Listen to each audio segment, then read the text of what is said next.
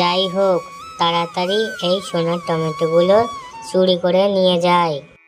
দুষ্টু বাঘিনী, তুই তো অনেক লোভী।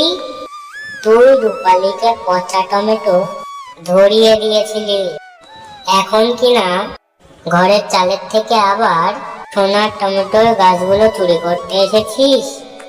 দাঁড়া, তোকে আমি এখনই চুরির শিক্ষা দিচ্ছি। মা, ও মা, তোমার তো রান্নার অনেক দেরি আছে।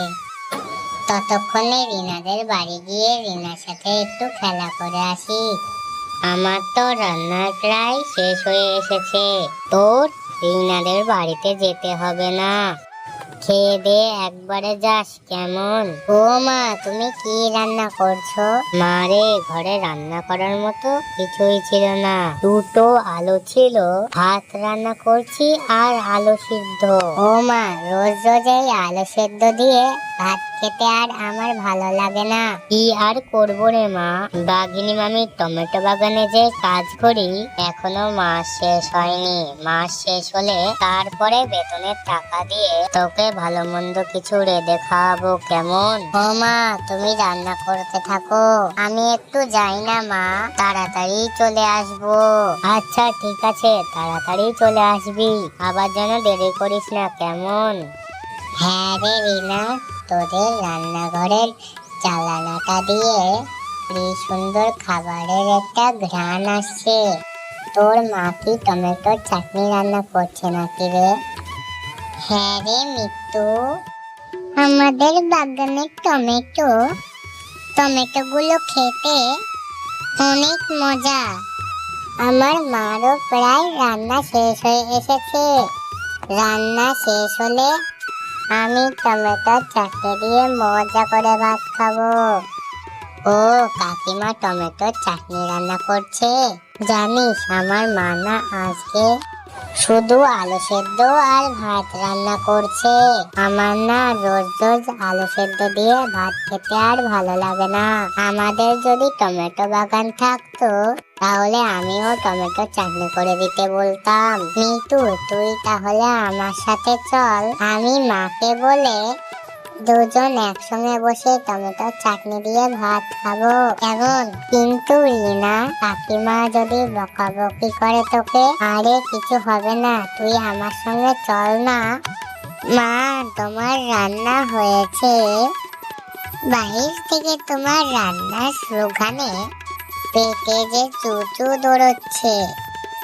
ও মা, আমাকে আর মিনাকে টমেটোর চাটনি দিয়ে ভাত দাও তো। হ্যাঁ রে মিনা, আমার রান্না তো শেষ হয়ে এসেছে, আমি তোকে এক্ষুনি খেতে দিচ্ছি। কিন্তু তুই আবার ছোট লোকের মেয়ে মিতুকে কেন খেতে দিতে বলছিস? তোর ক্ষুধা লেগেছে, তোর জন্য আমি এত শখ করে টমেটোর চাটনি রান্না করলাম, তুই মজা করে খাবি। তুই কিনা আবার এই ছোট লোকটাকে কোথা থেকে জুটিয়ে এনেছিস? আমার বাড়ির ভাত দিতে পারবো না, একে এখনই চলে যেতে বল। ও মা, তুমি এমন করে ওর সাথে কথা বলছো কেন?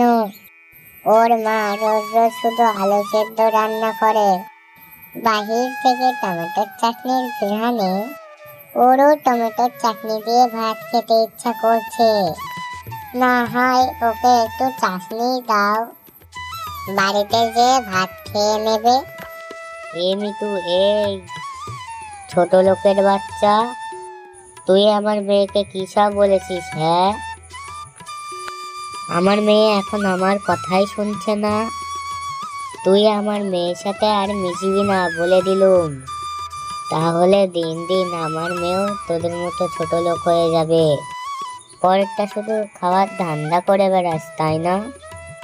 নিজের মাকে যে বলবি টমেটো কিনে তারপর চাটনি করে দিতে।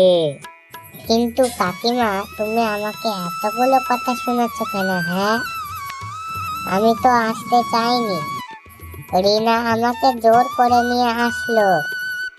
কি আবার আমার মুখে মুখে তর্ক করছিস? বেয়াদব কোথাকারের, যা এক্ষুনি আমার বাড়ি থেকে চলে যা। আর কখনো রিনার সঙ্গে মিশবি না, তাহলে আমার মেয়েটাও তোর মতো বেয়াদব হয়ে যাবে। এরপর মিতু মনটা খারাপ করে সেখান থেকে চলে যায়।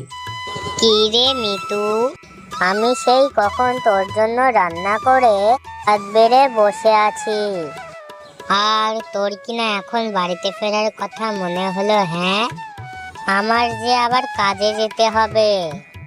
মা, ও মা, মা, আমার না খুব টমেটো চাটনি দিয়ে ভাত খেতে ইচ্ছা করেছে। তুমি আসার সময় বাজার থেকে টমেটো নিয়ে আসবে, তারপর আমাকে চাটনি করে দিবে, তারপর আমি মজা করে ভাত খাবো। এখন আমি কিচ্ছু খাবো না মা। মা রে, এখনো যে মাস শেষ হয়নি। মাস শেষ হলে বাঘিনী মামি আমাকে বেতন দিবে, সেই টাকা দিয়ে তোর জন্য টমেটো নিয়ে আসবো আর চাটনি করে দিব। মা, আমি অত কিছু জানি না, না হলে আমি আজকে ভাতই খাবো না। আমার টমেটোর চাটনি খেতে খুব ইচ্ছে করেছে। আচ্ছা ঠিক আছে, আমি বাঘিনী মামির টমেটো বাগানের কাজ করার পরে আমি বাঘিনী মামির কাছ থেকে কিছু টমেটো তোর জন্য চেয়ে নিয়ে আসবো, কেমন? ঠিক আছে মা, আমি তোমার জন্য এখানেই অপেক্ষা করছি।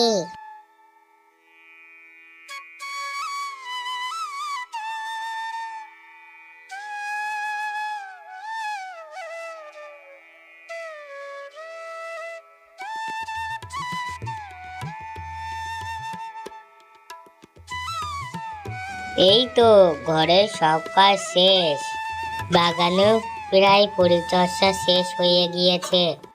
পানিটুকু দেওয়া শেষ হলে বাঘিনী মামির কাছ থেকে কিছু টমেটো চাইবো, আর সেগুলো নিয়ে বাড়িতে যাব।